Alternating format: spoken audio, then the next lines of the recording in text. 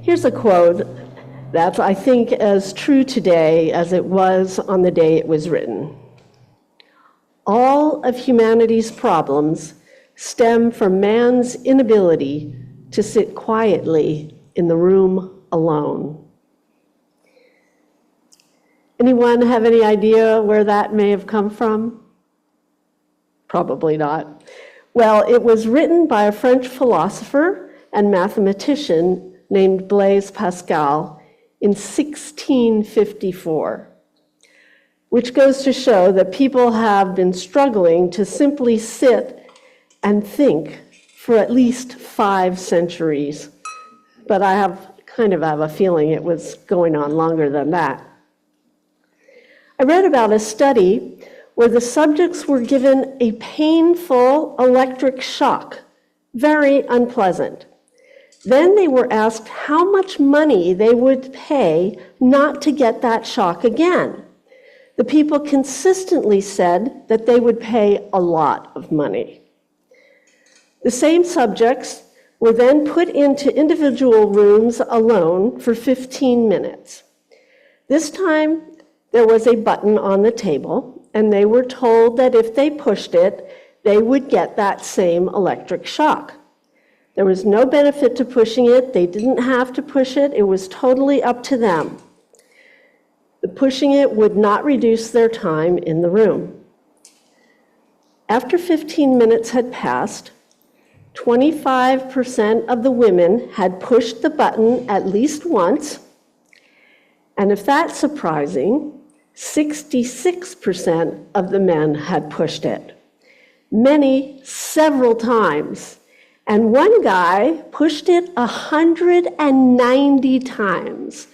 That is once every 5 seconds. Like Pascal said, people just can't stand to be bored or spend time alone in their own minds. For some, it's even a dangerous neighborhood. The truth is that today, the idea of sitting quietly in a room has really gone out of fashion. Our phones, our screens, our watches sending us alerts all the time. We text friends, read blogs, listen to podcasts, send emails. Many people are addicted to social media and its constant, endless feeds. There's even a syndrome called fear of missing out that drives us to incessantly check our devices. Those devices are a constant source of disruption, pulling us away from the task at hand toward the countless things so carefully designed to grab our attention. I've seen one estimate saying that we are bombarded with 11 million bits of information every second. And that's why people talk about the information age and the information economy. But I think that we have gone beyond that. James Williams of Oxford University says that we are now in an attention economy. He says today's economy is constantly competing for our attention in systematic and scientific ways.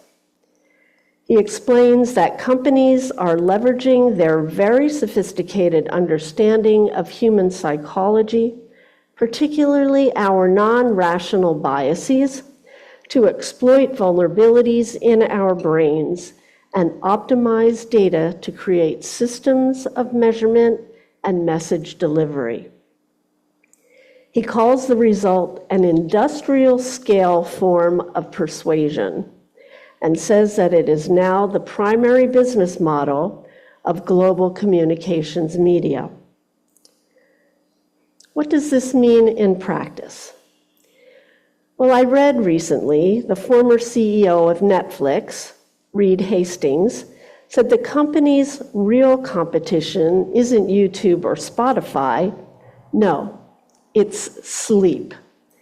The Netflix algorithm is designed to encourage so much binge watching that it keeps us from going to bed.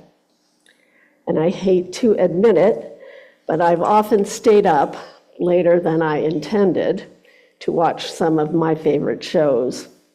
Would I be right in perhaps saying that it's happened to some of you? So the people behind the attention economy are using various systems and techniques to get us to spend our lives on screen, finding ever-evolving ways to constantly increase our clicks, likes, and shares so the algorithm gods will shine favorably on those we follow. Unfortunately, this does not bring us more joy or happiness into our lives. Instead, it keeps us from achieving our goals, prevents us from being genuinely productive. I recently learned that once our attention is hijacked, it takes an average of 23 minutes to get back to what we were doing in the first place. In fact, study after study has shown that our fixation with screens actually makes us more anxious and unsatisfied, and in many cases, even depressed. So it's no wonder that so many of us spend our time feeling defeated as our goals drift inexorably into the rearview mirror. It seems that the people running the internet, social media, and news media don't want us to sit quietly in a room alone. They want us distracted, anxious, and stressed. And so we eat while we drive, while listening to a podcast, texting and swiping right. We scroll and scroll to avoid the boredom of sitting at a traffic light or waiting in line. Back in the 1970s, Herbert Simon wrote that when information is abundant, attention becomes scarce. J.W. Bertolli, founder of In Search of Wisdom, that podcast, says, "Your life isn't only what happens to you, it's what you let in. It's what you linger on. It's what you return to.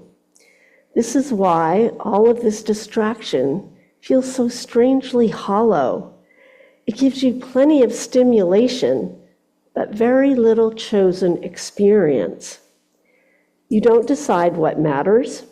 You drift into what is loud, new, frictionless, and emotionally sticky. Nothing deserves our full presence. Everything can be interrupted. Every quiet moment must be filled." With all these distractions, we increasingly have trouble being present to our own lives. We are less and less aware of the present moment. But the present moment is, of course, all we have. This moment. This moment. This moment right now. As Ram Dass would say, be here now. Or what Eckhart Tolle called the power of now. And that makes me ask, what is life if we are always getting our attention diverted from the now? Thankfully, we do have a choice, because there's another way. Robin Wall Kimmerer said, "Attention is the doorway to gratitude, the doorway to wonder, the doorway to reciprocity." What if instead of engaging with distractions, we sat quietly and noticed what was going on inside of us? What if we intentionally spent time noticing the bright blue sky or the fresh air after the rain? Doesn't that sound delightful? Sound easy? But it can actually be very challenging to give up the addictive dopamine hits we get when an alert pops up about something we care about. You know, I listened to a man who was trying to detox from his phone and screens just to see how his brain would react to a period of boredom. He said it took about a week before he could actually just be by himself. He literally practiced boredom for an hour a day by reading things like the Apple Consent Agreement. Who does that? Or by staying on hold with an airline customer service. Of course, there are more productive things than reading the phone book. Things like taking a walk in nature, or like Pascal, spending time in quiet contemplation, consciously noticing yourself and your thoughts, or turning outward, consciously adopting activities and practices that promote love and justice in your life. There's a man named Scott Galloway who has started a movement called Resist and Unsubscribe. Check it out.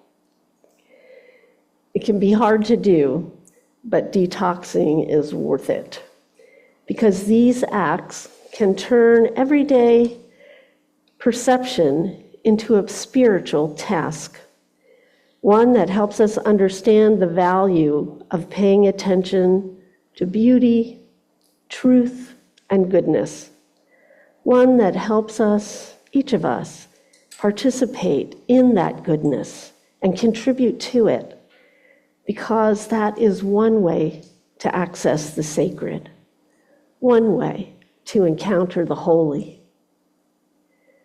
Might we find the holy in the wonder of nature, in the order of the universe, or in simple acts of compassion, kindness, and connection? Recently, Rob and I stopped into Trader Joe's on our way home from an Indivisible rally. When the cashier asked us about our day, we told her about the protest. She seemed genuinely interested. So we said that it happened every week, and she looked excited, that it was something she would actually look into. So what if we looked the cashier in the eye, not with a glare that said, "Why can't you move faster?" but with a sense of gratitude that they were standing there all day, helping us as best they could, maybe creating a connection, building a bit of community, resulting in a sense of joy. Here's what the poet and activist Andrea Gibson wrote. In a culture that pushes us to focus not on what we can give, but what we can take, what we tend to take is everything for granted.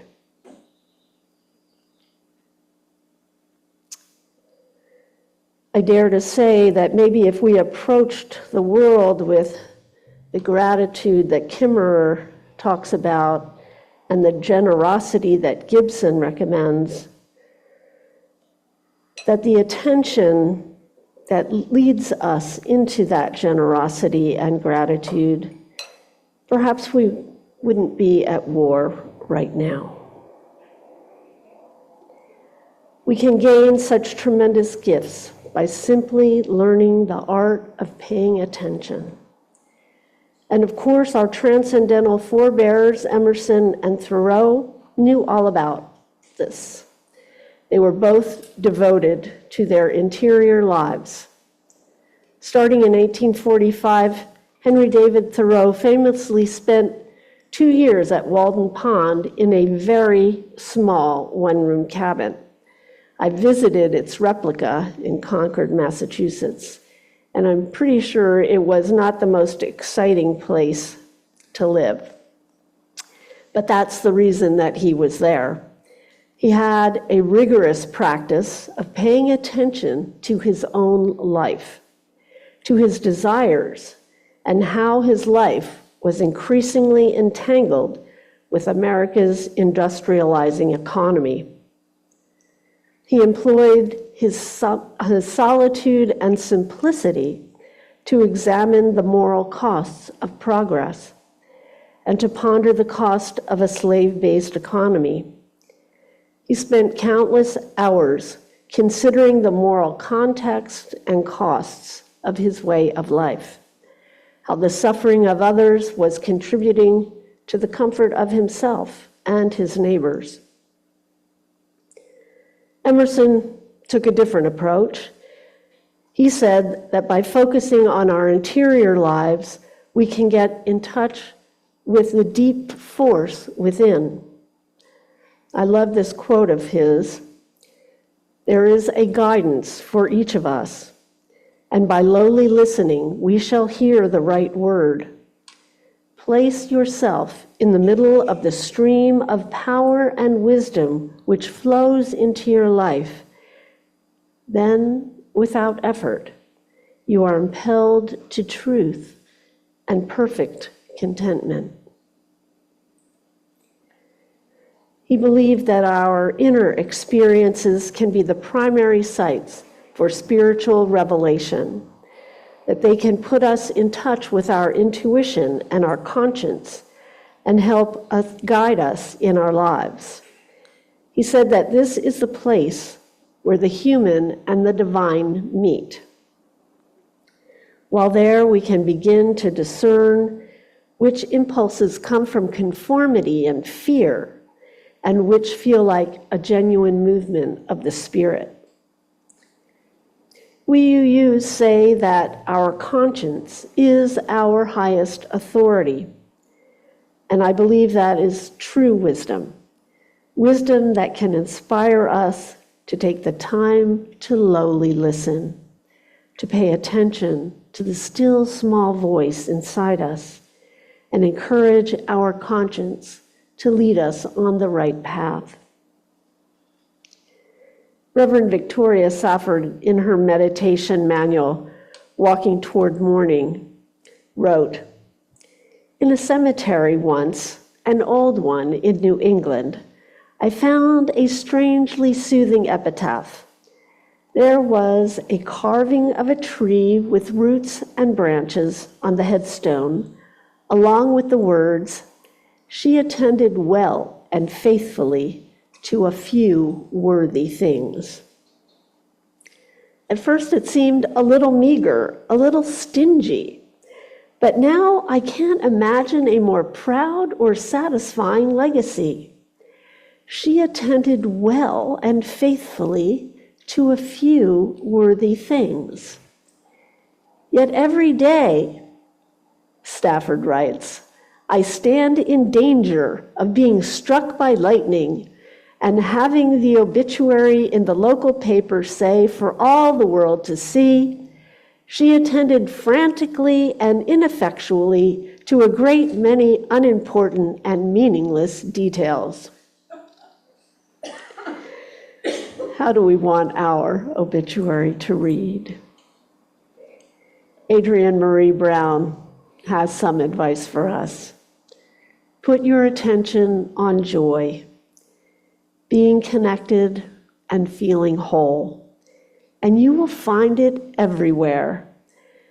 Your heart will still break.